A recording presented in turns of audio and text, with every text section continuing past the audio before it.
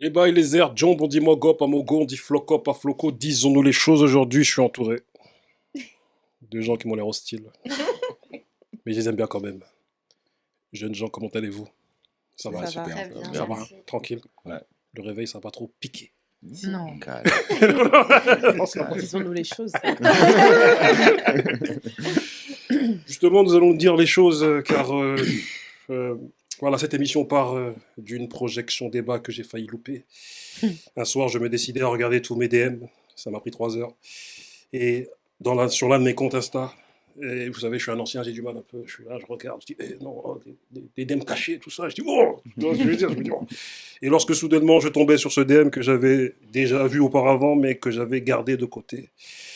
Je l'ouvris et je me rendis compte avec soulagement que cette invitation, cette projection débat, accompagnée d'un audio dans lequel Fatou m'a bien engueulé, n'était pas dépassée. C'était le lendemain. Et de très près, je faillis déclencher une guerre mondiale sans précédent avec Fatou. Donc, du coup, Fatou, merci de m'avoir invité à cette projection débat. De rien. Merci C'est beaucoup. normal. Et du coup, voilà, dis-nous les choses avec monsieur Manu Kay, Manu Mhm. Kay, Ouais. la mafia Quinfree, Manu Kay, coach sportif Mhm. aujourd'hui de Mhm. basketball. Et nous allons discuter aussi. Ouais. Comment vas-tu? Ça va super. Tranquille. Ouais, super nickel. Monsieur Adrien, qui est le réalisateur de ce film qu'on appelle Au sommet, dont on verra le teaser d'ici peu. Comment vas-tu? Ça va bien toi? Tranquille. Ouais, top. Mademoiselle Sarah. Sarah, qui a participé au film Au sommet. Comment vas-tu? Très bien, merci. Ça va. Mademoiselle Fatou, ça va? Ça va. Merci. Tranquille. Au sommet. Et l'association Bikandi. So. C'est ça. Mademoiselle. Sarah également. Ouais, c'est vrai qu'à la projection, il y a plein de Sarah. Les Sarah au pluriel là. Ok, donc elles sont là, les Sarah au pluriel. Ok, ça va. Ça va très bien, merci. Et monsieur Moussa Fall, éducateur qui suit ces jeunes filles depuis un certain moment, me semble-t-il. C'est ça, exactement. Éducateur spécialisé de profession. Oui. de Animateur, éducateur. J'aime bien les deux. Ok, donc tu utilises l'outil de l'animation pour, Exactement. au bénéfice de ton métier Ouais, d'éducateur. au bénéfice de l'accompagnement au long cours.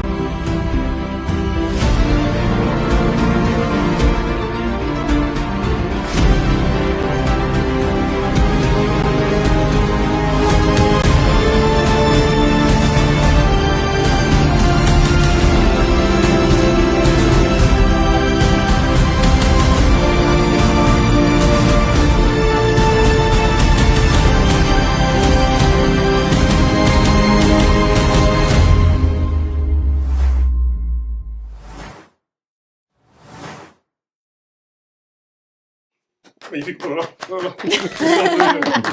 De qualité. Américain. Aïe, aïe, aïe. Super.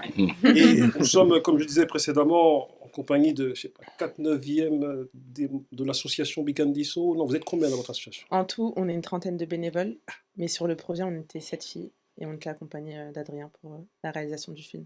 D'accord. Et voilà, vous nous venez avec ce film, Au sommet, qui retrace votre beau périple pour atteindre le sommet de l'Afrique, le Kilimandjaro, réalisé par monsieur Adrien Scat, qui les a suivis tout au long de ce périple. Vous êtes aussi accompagné, comme je disais précédemment, notamment de monsieur Moussa Fall, éducateur spécialisé, qui les suit depuis petite, me semble-t-il. Mhm. Et nous sommes aussi en compagnie de, comme je disais précédemment, d'un mec dont j'ai toujours un refrain en tête. Jeune, donc qui m'écoute, refrain. Et les choses bien, c'est maintenant ou jamais. Yes, alors, Différents types. Et voilà. Mais Bikandiso, que signifie Bikandiso? Binkadiso, c'est la maison de l'harmonie. Mhm. Non, c'est la maison de l'harmonie en Bambara. Ok. Et Manuké, tu Mhm. viens aussi avec un livre. Ouais. le meilleur pour tous. Meilleur pour tous que je vais offrir maintenant à l'association. Mhm. Voilà, que je vais vous offrir. Ça, Merci. c'est pour vous. Merci Merci Pour les beaucoup. filles. Placement Ouais, de produit. le meilleur pour tous. Hein. Merci. Et du coup, chez les éditions Mindset, Ouais, préfacé par Abdal Malik. Et la 4e de couve fait par Pone, l'ancien beatmaker de la Funky Family. Voilà. ok, Qui est paralysé depuis 7 ans et un grand big up à lui. Quoi. exactement. Mm. Et d'ailleurs, la Funky Family, j'ai entendu qu'il revenait. tu vois. Exactement, ouais. Ouais. On est content. Je sais que toi-même, tu es content, nous sommes contents. De ouf. Nous sommes contents. Et voilà, au sommet, le meilleur pour tous. D'où s'est énoncé ce thème autour duquel nous allons débattre, qui n'est en fait qu'un jeu de mots avec ces deux beaux projets. Mhm. Car moi, j'étais un ancien artiste jadis, tu vois. Manu, il s'en souvient pas, mais Mhm. lorsque moi, j'étais jeune, j'ai fait un stage en BEP Vente à Extrapol, Ouais. là-bas dans le 9-4. Il y avait plein de rappeurs qui venaient me demander, oui, c'est quoi les chiffres de mon album tout. Et Manu, un jour, il est venu. Et moi, j'étais petit, là, j'étais là. Tu vois, et je l'ai reconnu, j'étais comme ça. Il dit, ouais, c'est un chiffre. Je dis, ouais, c'est tant. Et puis tu passais de temps en temps, tu vois. Et j'étais là, je me disais, ouais. Et il y avait un grand noir à l'époque, là, voilà, tu vois. C'était moi. Extrapole, belle épine. Extrapole, belle épine, c'est ça. Exactement. Et du coup, bah, voilà. Les artistes rap, vous savez, ils aiment bien formuler, reformuler, d'où cet énoncé pour arriver au sommet. Faut-il donner le meilleur pour tous? Telle est la question que nous allons nous poser aujourd'hui. Et voilà, nous allons, comment dire, parler transmission, nous allons faire croiser des parcours. Il faut savoir que sur cette même table, il y avait mon père qui était là, Mhm. il y a peu.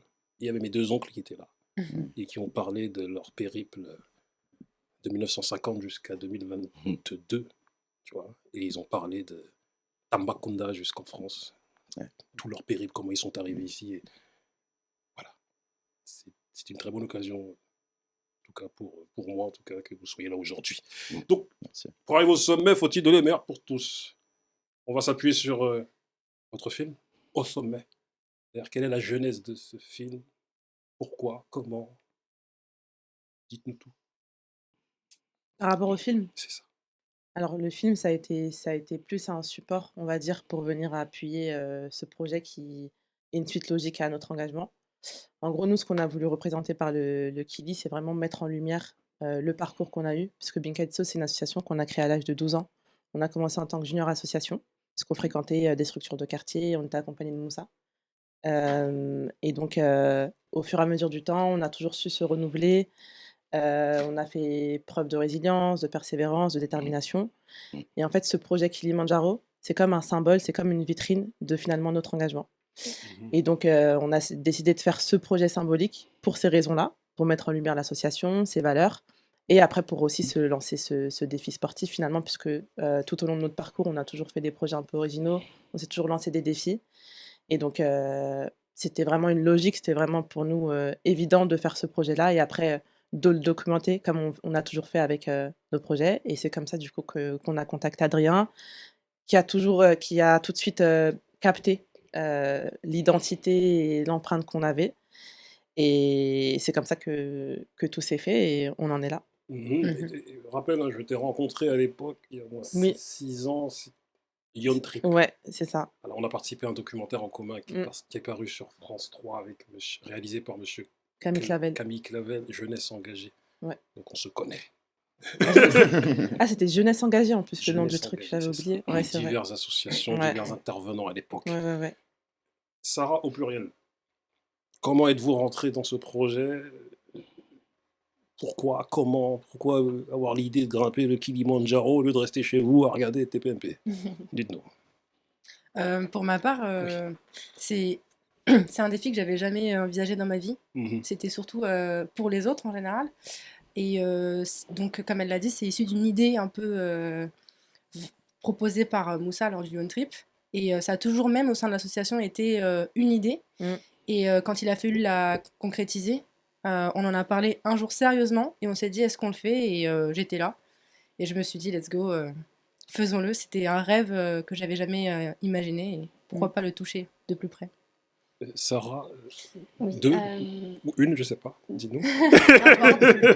je pense que d'un côté déjà c'était la suite logique du Yon Trip parce qu'on a eu une sensibilité qui s'est aiguisé, on va dire, lié à l'environnement, au paysage et tout. On a vraiment eu cet attrait-là pour la découverte. Et dans nos individualités, on est toutes des voyageuses.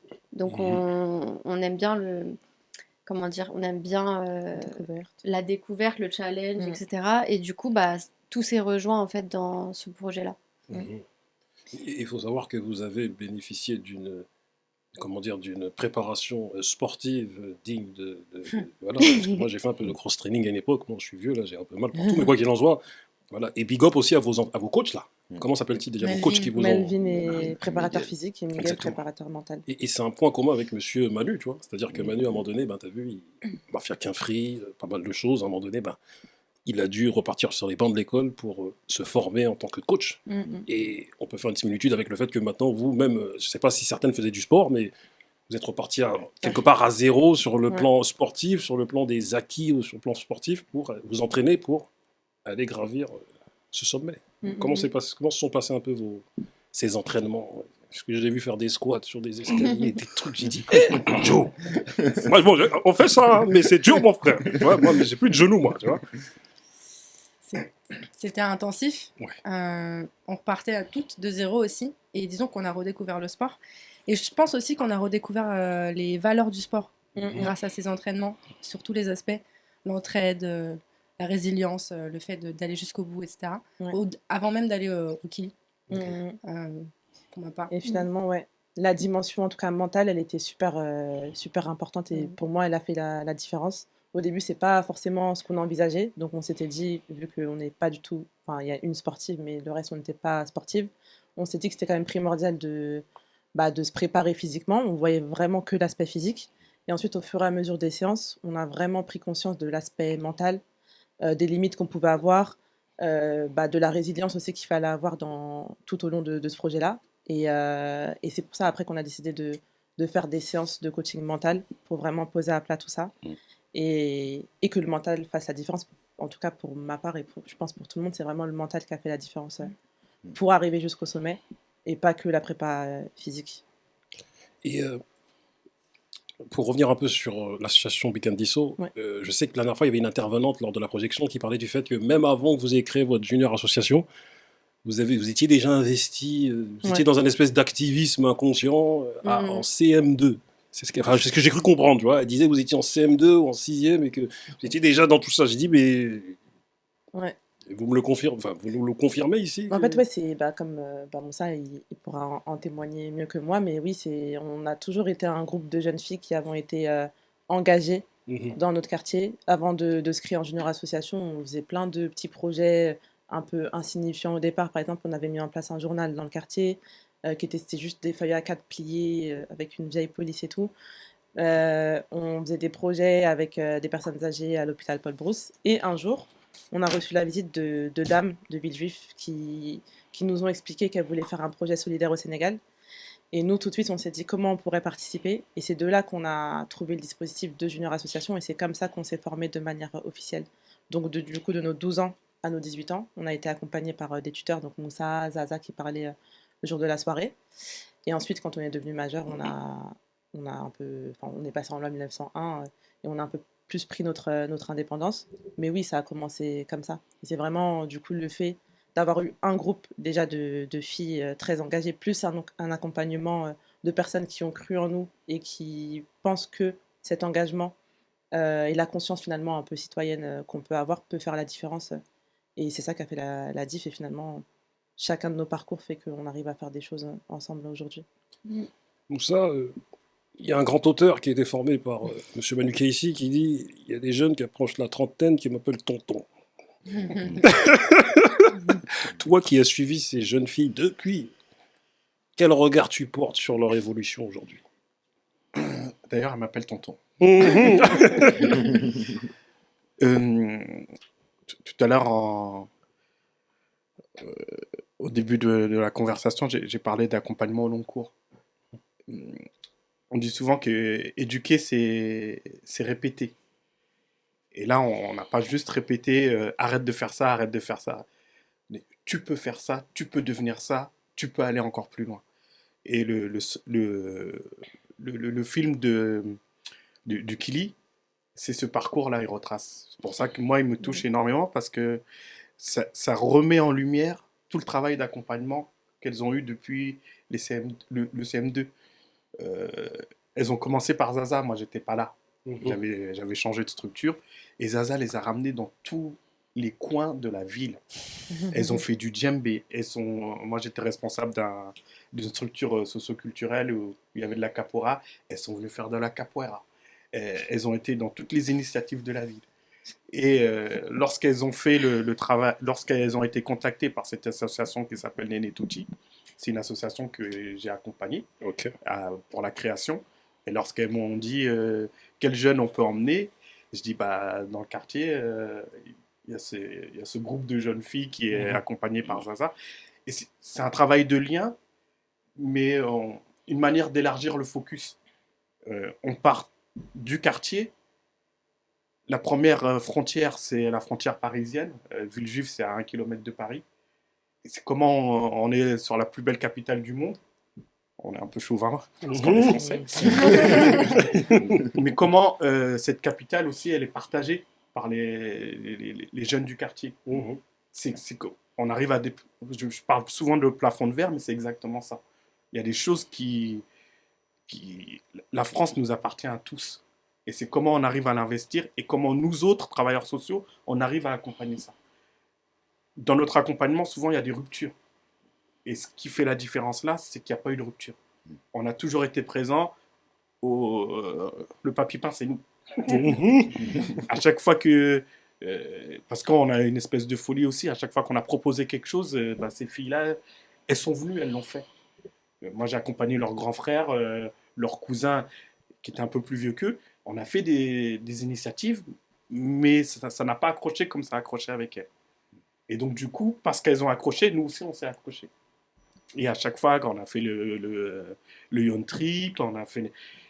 À chaque fois, elles rajoutent quelque chose à la proposition. Elles l'embellissent, elles la fructifient, c'est juste extraordinaire. Et elles emmènent du monde.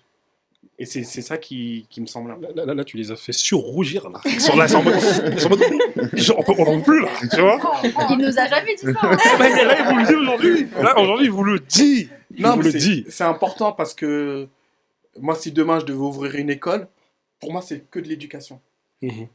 Et souvent, quand elle parle dernièrement, j'ai échangé avec Fatou, et je disais, attention, la précarité, elle sera tout le temps là. On pourra toujours faire des actions pour ça. Mais moi, ma marotte, c'est éduquer. Je pense que ce qu'elles sont devenues aujourd'hui, c'est parce qu'elles ont eu ce parcours-là. À un moment, l'une d'entre elles, elle a travaillé dans la gestion de l'eau. C'est pas un hasard.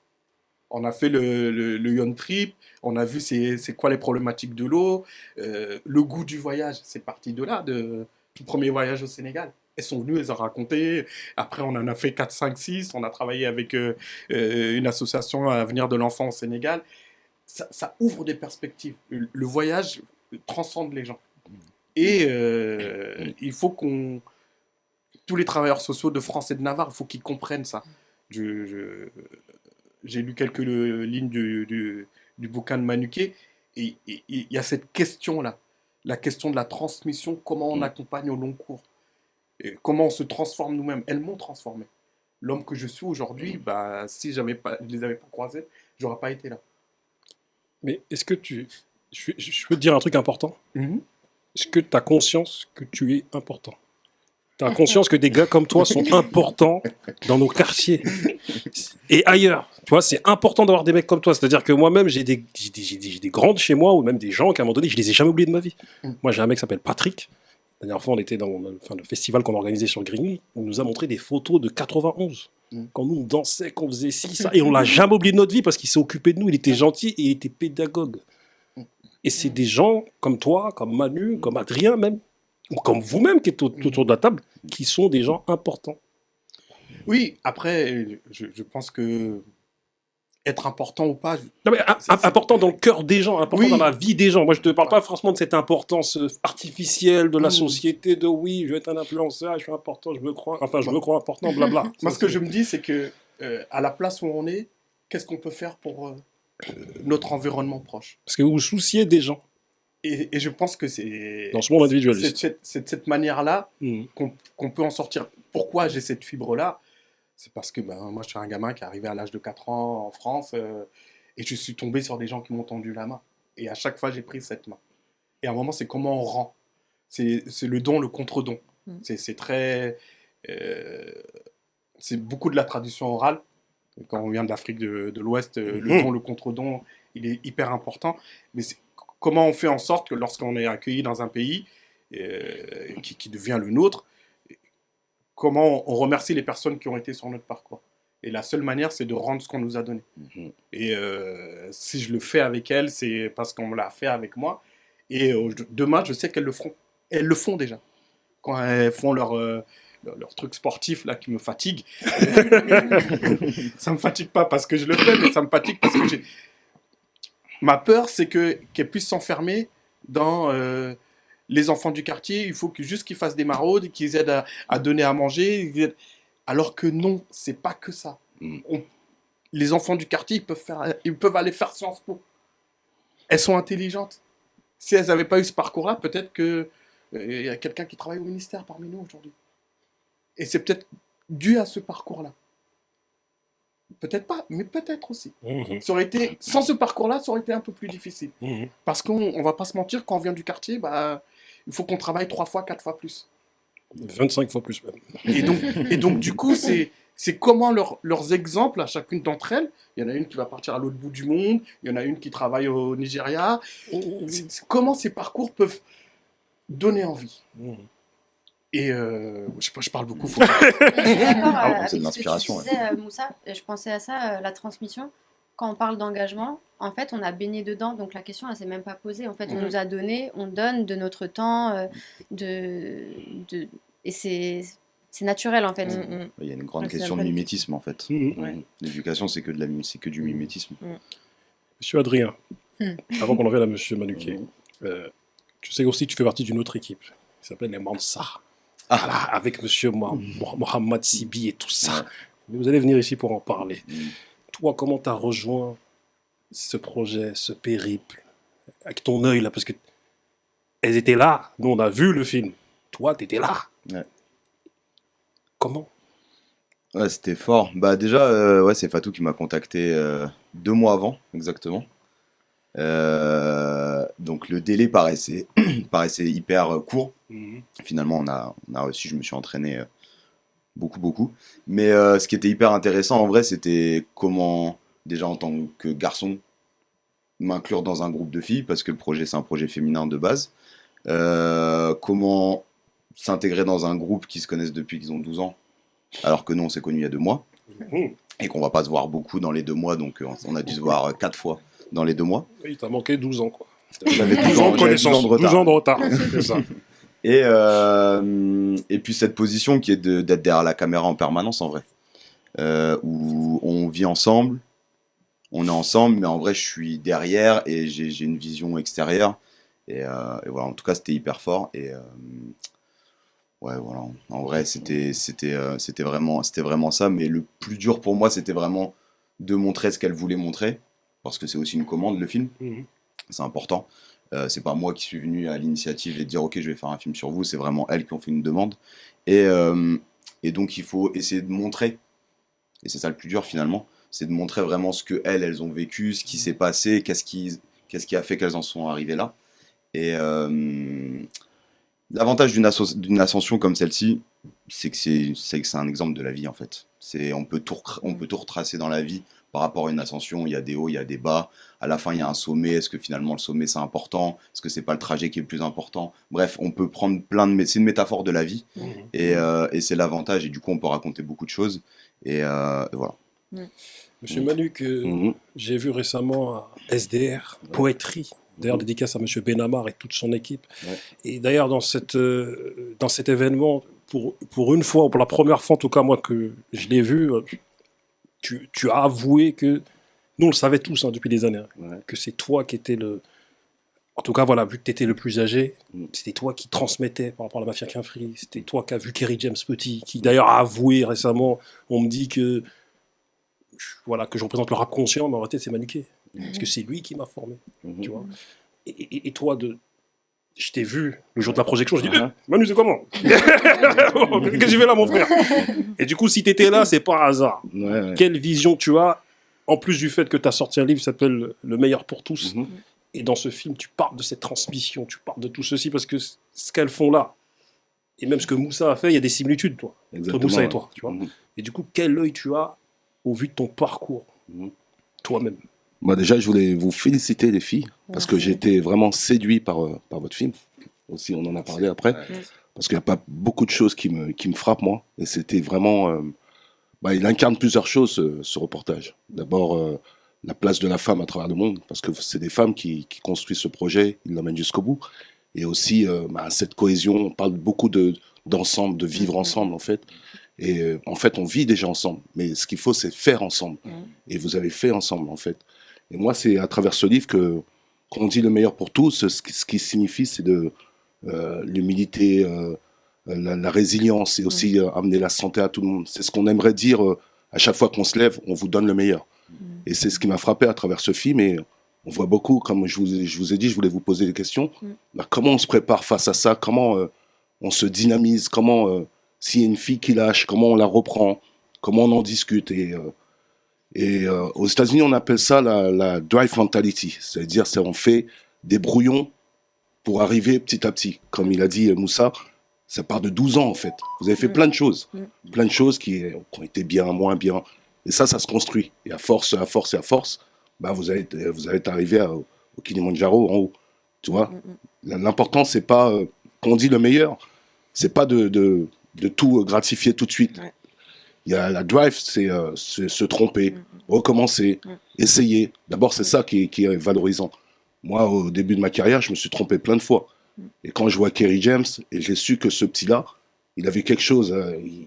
Je sentais qu'il avait une dynamique en lui, mais c'était incroyable. L'aura qu'il avait déjà à son âge.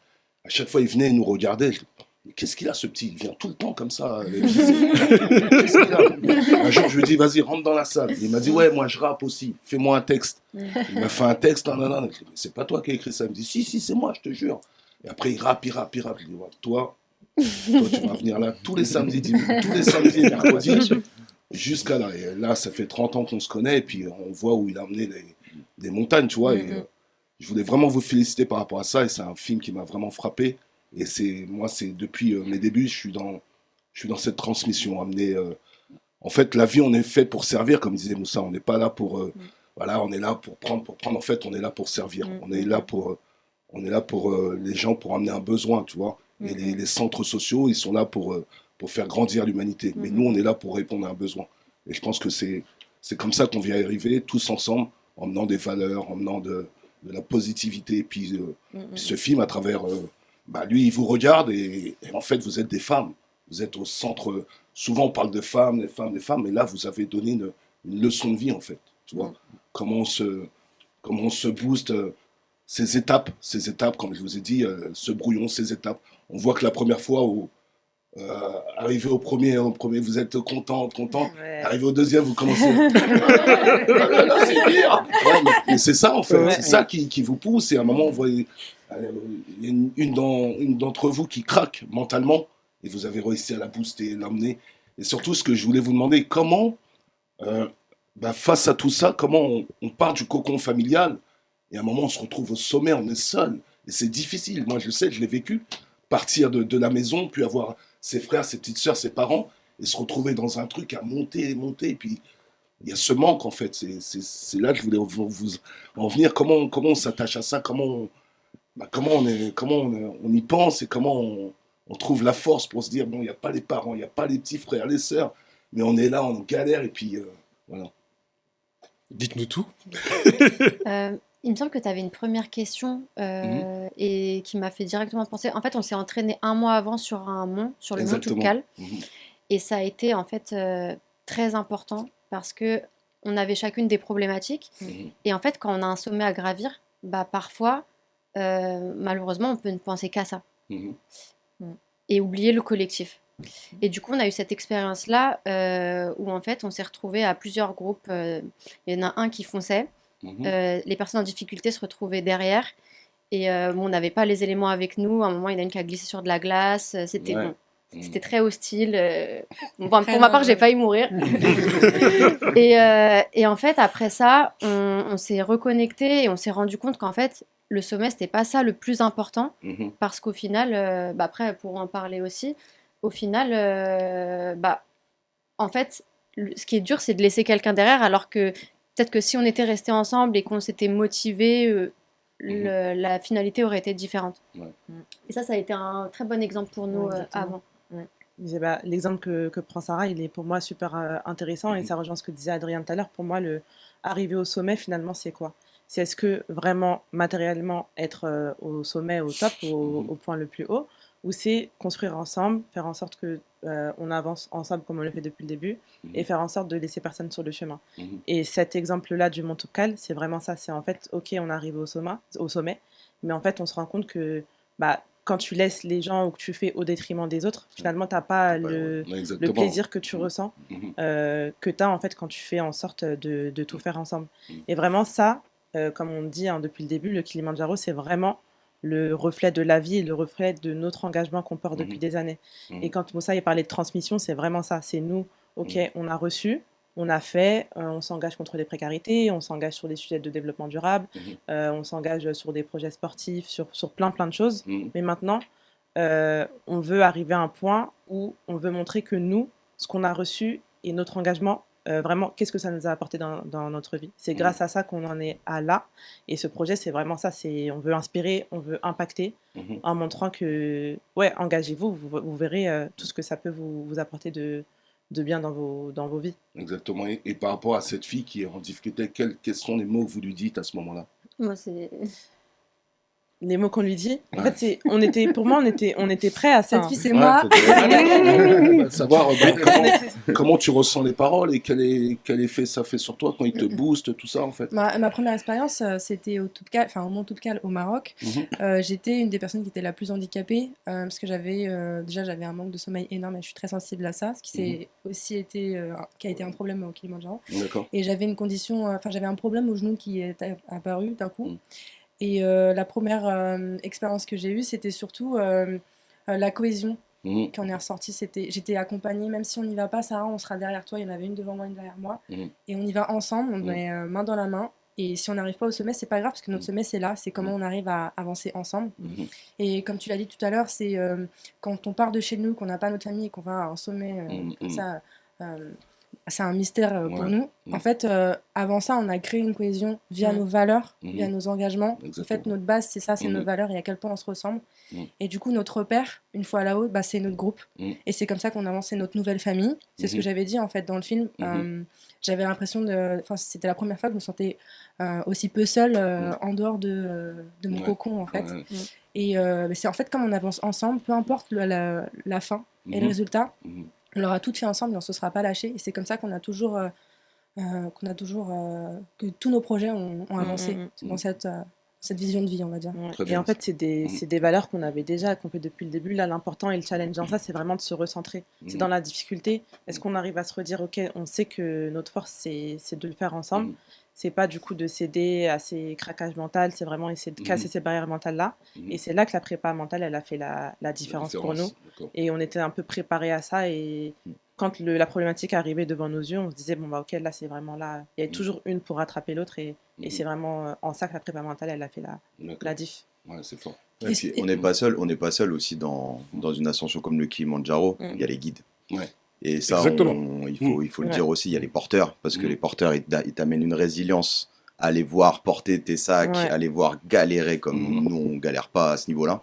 Je pense qu'il y a toutes ces échelles. En fait, je pense que c'est important aussi de prendre tout ce paysage-là, Mm. où tu as les guides, et en fait, on a toujours besoin de guides. Quoi qu'il arrive, on a toujours besoin de grands, on a toujours besoin de gens qui sont compétents dans ce domaine-là, qui vont te rassurer. Il y avait ce groupe qui était hyper voilà, collectif et avec une bonne énergie.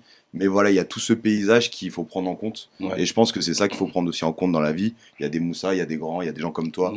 On a toujours besoin de ces gens-là dans la vie et il faut jamais le négliger. Et voilà. Ouais. Et, excuse-moi. Il y a une chose qui m'a marqué aussi, et pour moi qu'on peut appliquer dans la vie, la différence entre le Mont Toubkal et le Kilimandjaro, c'est que les guides ont choisi de placer la personne la plus lente, enfin avec le plus de difficultés en première, Ouais. pour que tout le monde suive ce rythme-là et Mm. que ce soit la meilleure façon d'arriver ensemble.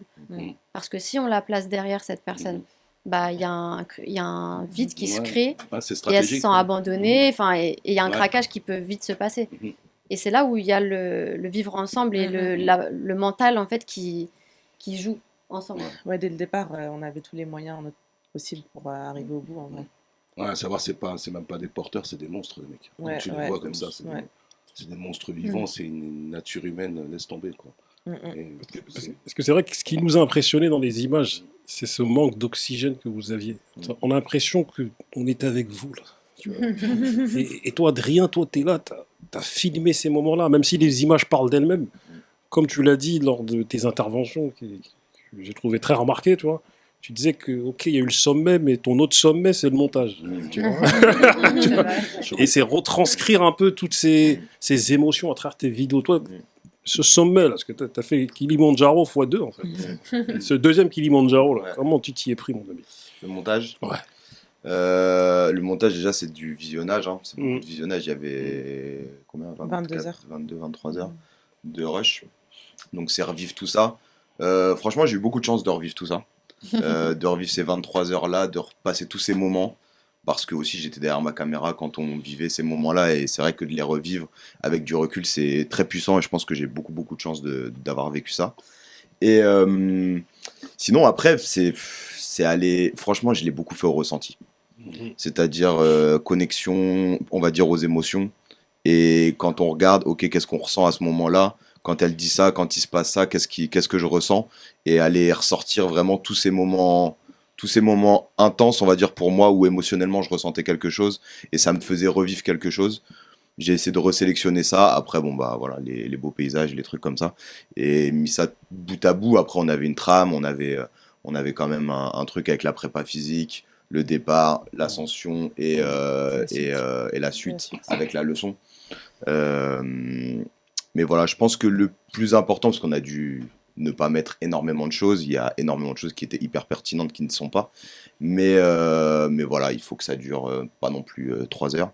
Et je pense que le plus important, c'est l'émotion qu'on va procurer. Et moi, la première fois que je les ai rencontrés, au tout premier rendez-vous, je me suis tout de suite dit, moi, je veux qu'à la fin du docu, les gens, ils aient envie d'être amis avec elle. Et ils soient amis avec elle, parce qu'ils ont tellement l'impression de les connaître que voilà, ils ont envie de faire partie de ce groupe. Parce qu'aujourd'hui, les gens, ils cherchent des groupes, ils cherchent des... Tu vois, tu parlais des Mansa, etc. On cherche beaucoup des communautés aujourd'hui, on cherche beaucoup des groupes. Et d'avoir cette chance de voir des filles qui sont ensemble, d'avoir un groupe qui est là depuis qu'elles ont 12 ans, donc c'est-à-dire 16 ans, 15 ans, c'est rare finalement. C'est rare, et les gens sont beaucoup à la recherche de ça. Donc je voulais vraiment montrer ce collectif, et voilà, le dernier mot du film, c'est ensemble, et pour moi, ça a Moi, tout son sens. quand je suis arrivé sur la file d'attente, j'étais d'ailleurs avec Aïssata. Et ça t'a dit, Aïssata Diaw la sœur de Oumar. Exact, de Oumar Diaw, qui a monté son Iconic Agency. Iconic Agency, ouais. Du coup, c'est le premier que j'ai vu. Toi, t'es le premier que j'ai vu. Tu vois, j'étais là, check. Et en vérité vrai, tu as vu, ce qui est intéressant dans nos rapports humains, c'est qu'il y a ce qu'on appelle l'aura. C'est une chose invisible, mais qu'on ressent chez des gens. Et toi, tu as une belle aura, mon frère. Et quand je t'ai vu, tu m'as check, j'ai dit, lui, ça se voit que c'est un bon gars, c'est un homme. Tu vois, et avec ta veste, de toute façon, là, je dis, hey, on aime ça. Tu vois, et en même temps, je me suis dit, il a sa personnalité à lui, mais je sentais que tu étais... Tu vois, comme vous tous ici, hein, surtout si elle m'a engueulé, c'est pas le Elle a son aura, tu vois. Elle a son aura, mais Fatou, en tout cas, voilà.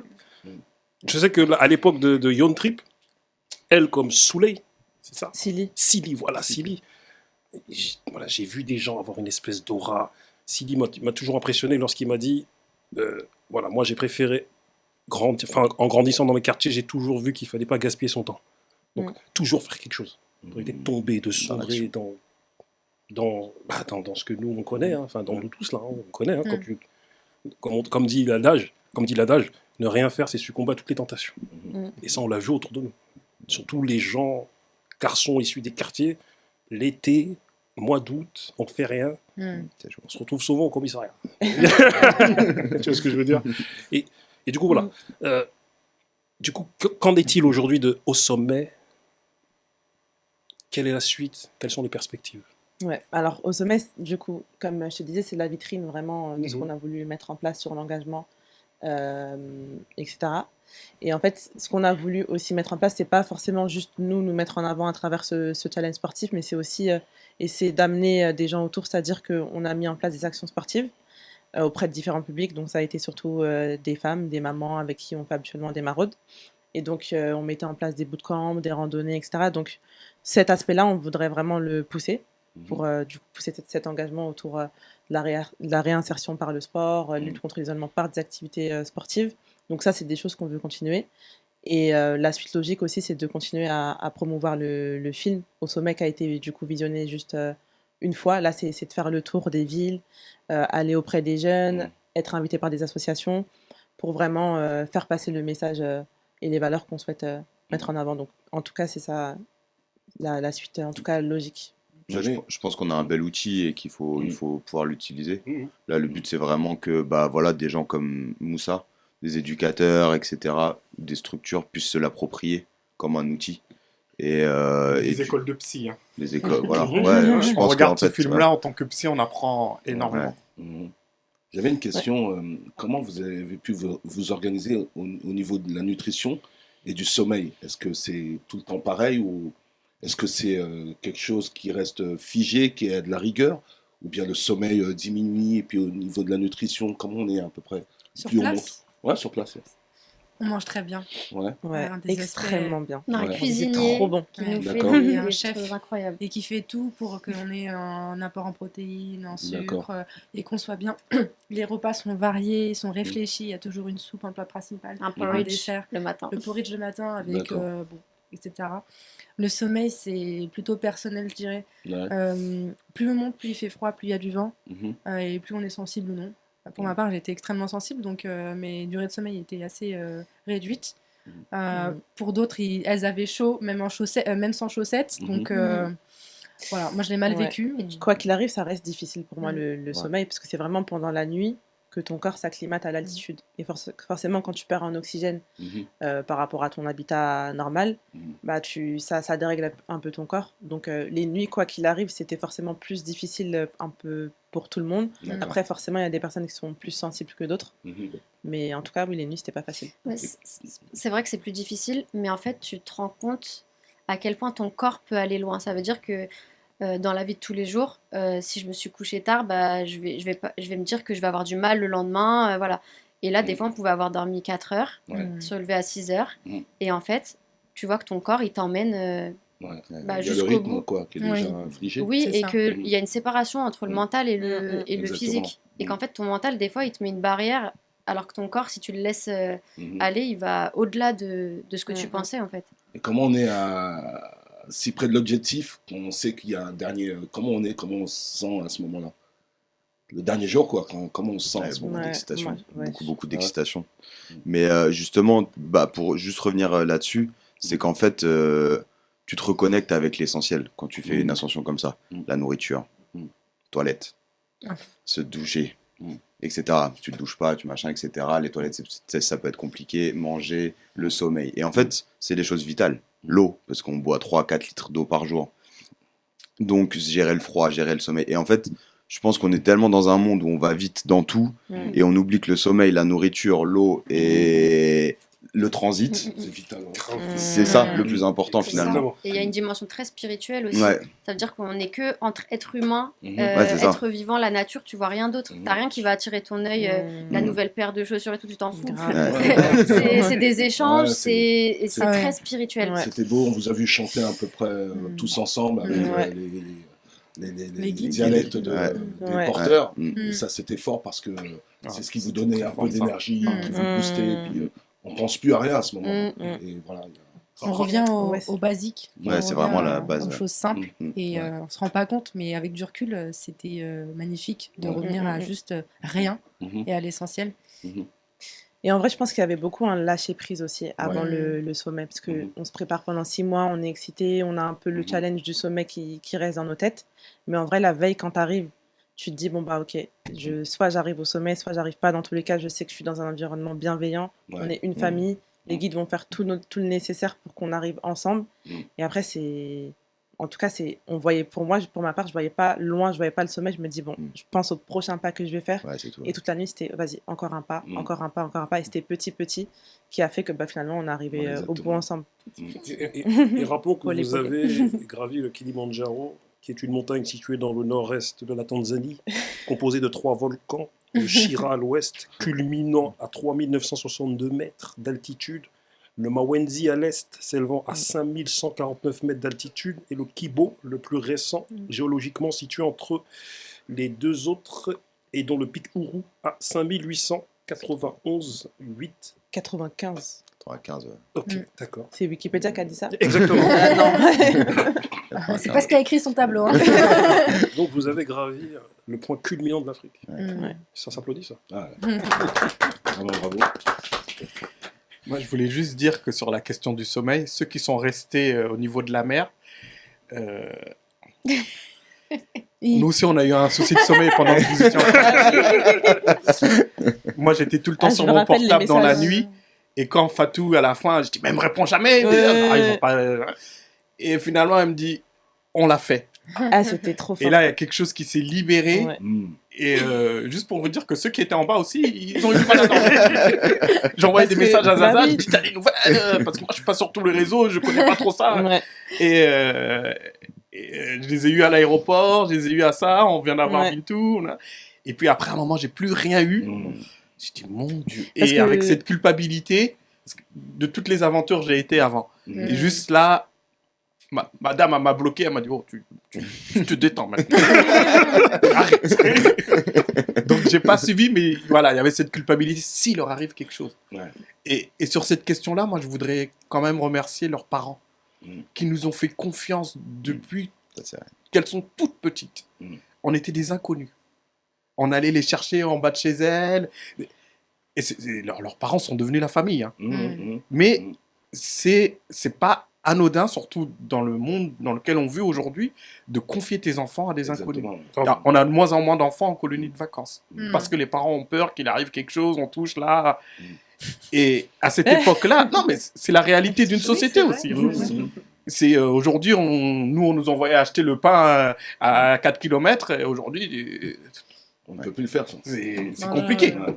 Mais donc, du coup, c'est un grand merci aux parents qui nous ont fait confiance et qui font confiance à tous les travailleurs sociaux qui accompagnent ces gamins, quoi. Ouais, exactement. On arrive à la fin de notre entretien et Monsieur Manu, ce qui est intéressant, c'est que je t'ai dit récemment, je t'ai vu à SDR Poétrie, à Valenton, grande dédicace à ces messieurs. On a vécu un moment historique. Je pense que certains n'ont pas capté que tu t'es assis avec Zoxy. Je sais pas, il y avait peut-être 20% du rap français à ce moment-là, tu vois, ou 25 ou 30, ou j'en sais rien, tu vois, à vous deux, tu vois. À l'époque, tu as accompagné Kerry, Idéal Junior, me semble-t-il, Ouais, Ideal ça. Juice, c'est ça. Vous êtes paru, comment dire, vous avez fait des ateliers d'écriture avec MC Solar à l'époque. Vous êtes paru sur Rapline. Donc, à l'époque, il n'y avait pas les réseaux sociaux, il y avait combien 6 chaînes, 5 tu vois 5 chaînes, voilà. Donc, du coup, quand des gars passaient à la télé, bah, on regardait tous, tu vois. Donc, on a vu Kerry James danser, on était là, on vous voyait en train de les encadrer, tu vois. Quand dédicace à monsieur DJ Mehdi, tu vois. Et Kerry, je t'ai vu récemment, il faut que tu viennes t'asseoir et qu'on discute longtemps. Tu vois ce que je veux dire? Et toi, maintenant, voilà, le meilleur pour tous, édition Mindset, d'ailleurs, dédicace à Julie Dénès. Ouais. Quelles sont tes perspectives? Où vas-tu? J'ai pris un peu de temps pour moi-même, là. Mhm. En fait, en faisant un peu un retour sur 2023. Qu'est-ce que je peux améliorer, voilà. C'est prendre du recul, regarder, faire des audits et me dire qu'est-ce que je peux améliorer. Et là, je suis en train de finaliser un diplôme d'état supérieur dans l'animation socio-culturelle pour être soit directeur d'un groupe sportif ou directeur d'un centre. Voilà, c'est super intéressant. Et mes perspectives, c'est de continuer à transmettre des valeurs qui sont fortes, on va dire, qui, comme dit Moussa, d'aller chercher les gamins auprès des parents, c'est difficile maintenant, mais qu'on a une mentalité, qu'on a quelque chose de bien, on reconnaît une belle personne. Donc les parents, souvent, le ressentent facilement. Et moi, c'est de continuer mon cheminement à travers ça, continuer à faire vivre le livre, à travers des conférences, des podcasts comme ici. Et voilà, On va essayer de développer petit à petit, quoi. Dédicace à monsieur Younglef, Ouais. Donc, avec son podcast, son émission, comment s'appelle-t-elle déjà? fous-toi. En fous-toi. Voilà, dédicace à toi, il faut que tu viennes t'asseoir. Moi, à une époque, voilà, moi, j'ai subi des opérations à une époque, en 95, de mes 2 cols du fémur. Et du coup, je me suis retrouvé à Saint-Fargeau-Ponthierry avec quelqu'un de Villejuif. Il s'appelait Steve Martin, il avait la même chose que moi. Donc voilà, tu connais, hein, les hôpitaux, ils te disent oui, voilà, il faut faire opérer votre enfant. Je dis ah ouais, vas-y, je me fais opérer, j'ai trop mal. Genre. Ils disent tu vas rester 3 mois, en fait, tu restes 6 mois. Ils te disent pas que tu vas aller dans un centre de rééducation. Mais là, j'ai rencontré des gens magnifiques. Et du coup, j'étais avec un ami, enfin quelqu'un que j'ai pas vu depuis 1995-96, tu vois. Il était comme moi dans un lit qu'on poussait. Et on était maintenu avec des poids pour nos jambes, parce qu'on avait une jambe qui était devenue, l'une qui était devenue plus petite que l'autre, et il fallait recentrer un peu notre bassin. Il s'appelle Steve Martin, je suis à sa recherche. C'est un mec de Villejuif. Voilà, Steve Martin. Et pour finir aussi, je compte réinviter ces jeunes femmes, et même vous, vous réinviter dans un autre cadre, car j'en parlais avec Fatou hier, je lui disais que ce qu'il y a d'intéressant chez les femmes de ce monde, et surtout chez certaines de nos femmes, c'est ce que j'appellerais le cumul des mandats. On connaît le cumul des mandats politiques, où les gars sont maires, ils sont députés, donc ils ont des indemnités en plus à chaque fois. Et moi, j'appelle aussi ce cumul des mandats, je l'attribue aussi à beaucoup de femmes. Chez elles, médiatrices, sœurs, cousines, tantes, elles font en sorte que les hommes restent soudés, de manière subtile. Elles étudient, travaillent, font du sport. Et c'est ce que j'appelle le cumul des mandats. Et j'invite ces jeunes filles à un moment donné à ce qu'on vienne débattre avec toute votre équipe autour de ce thème, le cumul des mandats de nos femmes, de nos sœurs, et voilà, de vous là. Tu vois, ça serait intéressant. Et vous-même, monsieur, je compte t'inviter pour venir avec ton équipe, les Mansa. Ah ouais. Tu vois ce que je veux dire? Pour que ces gens-là viennent à un moment donné. Et Moussa, t'as pas fini de parler, hein? Tu vas venir t'asseoir. Il faut qu'on discute, car t'as extrêmement de choses à transmettre. Tu vois ce que je veux dire? Et t'es important comme tout le monde ici, aujourd'hui. Et je terminerai par un extrait d'un verset, d'un des livres qu'on appelle le Coran, qui dit « Il lui comprime la poitrine et lui coupe le souffle, comme à qui tenterait d'escalader le ciel. » Ces phrases émanent d'un homme qui ne savait ni lire ni écrire et qui était pour la communauté musulmane, et qui est pour la communauté musulmane le meilleur des hommes. Merci à vous. Bonne conclusion, merci à toi. Merci. Merci beaucoup. Coupé.